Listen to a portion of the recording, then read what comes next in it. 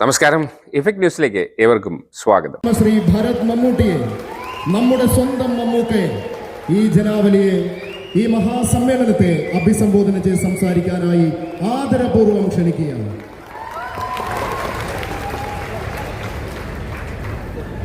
നമസ്കാരം. ഞാനൊരു 5-8 മാസത്തിന് ശേഷം ആദ്യമായിട്ടൊരു പൊതുവേദിയിൽ പ്രത്യക്ഷപ്പെടുകയാണ്. ഈ കേരളപ്പിറവി ദിനം തന്നെ ആയതിൽ എനിക്ക് അതിയായ സന്തോഷം. കേരളത്തിനേക്കാൾ ഒരു 4-5 വയസ്സ് കുറവാണ്. കേരളം എന്നേക്കാൾ ഇളയതാണ്, എന്നേക്കാൾ ചെറുപ്പമാണ്. അത് നിങ്ങൾക്ക് പ്രതീക്ഷിക്കാവുന്നേ ഉള്ളൂ കേരളം എത്രത്തോളം ചെറുപ്പമാണ്.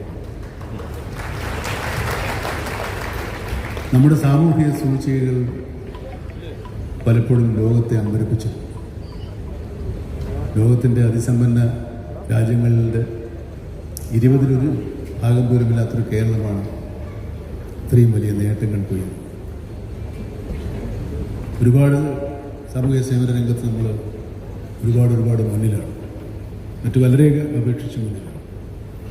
ഈ നേട്ടങ്ങളെല്ലാം നേടിയത് നമ്മുടെ സാമൂഹ്യ ബോധത്തിൻ്റെ, നമ്മുടെ ജനാധിപത്യ ബോധത്തിൻ്റെ ഫലമായിട്ട് തന്നെയാണ്. മുഖ്യമന്ത്രിയുടെ അതിദാരിദ്ര്യമുക്ത സംസ്ഥാനമായി കേരളത്തെ പ്രഖ്യാപിക്കുമ്പോൾ അതിനേക്കാൾ വലിയൊരു ഉത്തരവാദിത്തമാണ് അദ്ദേഹം ഏറ്റെടുക്കുന്നതെന്ന് ഞാൻ മനസ്സിലാക്കുന്നു.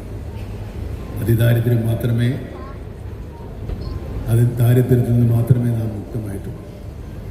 ദാരിദ്ര്യം ഇനിയും നമ്മുടെ മുന്നിൽ ബാക്കിയാണ്. ഒരുപാട് പ്രതിസന്ധികളെ കേരള ജനത തോളോട് തോൾ ചേർന്ന് നിന്ന് അതിജീവിച്ചിട്ടുണ്ട്.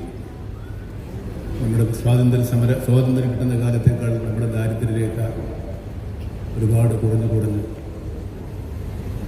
ഈ നിലയിലെത്തിച്ചതും നമ്മുടെ സാമൂഹ്യബോധം, നമ്മുടെ സാമൂഹ്യ സമ്പത്താണ്.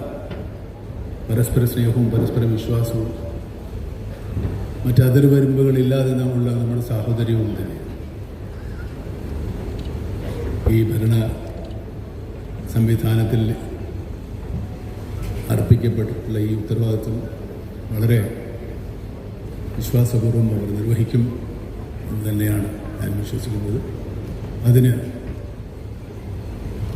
ഞാൻ നേരത്തെ പറഞ്ഞതുപോലെയുള്ള സാഹോദര്യവും സമർപ്പണവും നമ്മുടെ ജനങ്ങളിൽ നിന്നുണ്ടാവും എന്ന് തന്നെയാണ് ഞാൻ വിശ്വസിക്കുന്നത്. ഞാൻ നേരത്തെ പറഞ്ഞതുപോലെ 8-9 മാസമായി ഒരു പൊതുവേദിയിലോ നാട്ടിലോ ഒന്നും ഇറങ്ങാത്ത ആളാണ്. ഞാനിപ്പോൾ വന്നപ്പോൾ ഒരുപാട് കണ്ണഞ്ചിപ്പിക്കുന്ന വികസനങ്ങളുണ്ടായിട്ടുണ്ട്. ഞാനിപ്പോൾ എറണാകുളത്ത് നിന്ന് ഒരുപാട് ദൂരം യാത്ര ചെയ്താണ് വരുന്നത്. ഇപ്പോൾ യാത്ര ചെയ്യാൻ ബുദ്ധിമുട്ടാണ്, പക്ഷേ ഒരു 6-7 മാസങ്ങൾക്കകം ആ യാത്ര കൂടുതൽ സുഗമമാകും എന്ന് ഞാൻ വിചാരിക്കും. അത് വികസനം തന്നെയാണ്. പക്ഷേ വികസനമെന്ന് നമ്മൾ പറയുമ്പോൾ വികസനം ആരുടെ വികസനം? രാജപാതകളും വലിയ കെട്ടിടങ്ങളും നിർമ്മിക്കുന്നത് കൊണ്ട് മാത്രം നാം വികസിക്കപ്പെടുന്നില്ല. വികസിക്കേണ്ടത്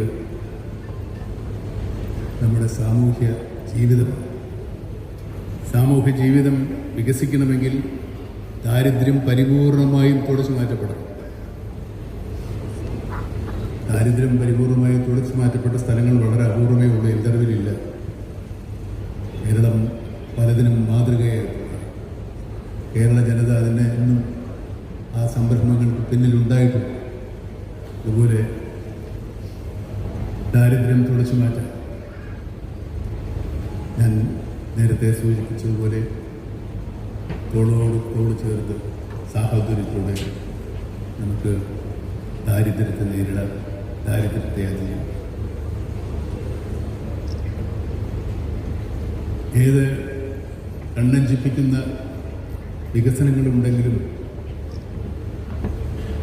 വിശക്കുന്ന വയറിന് മുമ്പിൽ ഒരു വികസനത്തിനും വരെയില്ല. ആ വയറുകൾ കൂടെ കണ്ടു തന്നെയാണ് വികസനങ്ങൾ നമ്മൾ കാണേണ്ടതും പൂർത്തീകരിക്കേണ്ടതും. ഇന്നിവിടെ പ്രഖ്യാപിക്കപ്പെട്ടിട്ടുള്ള സന്തോഷം അതിൻ്റെ മാതൃകയാകട്ടെ, ആരംഭമാകട്ടെ എന്നാഗ്രഹിച്ചുകൊണ്ട് നിങ്ങൾക്കെല്ലാവർക്കും ഒരു കേരളപ്പിറവി ദിനവും ഇന്ന് ജനിച്ച എല്ലാവർക്കും ജന്മദിനവും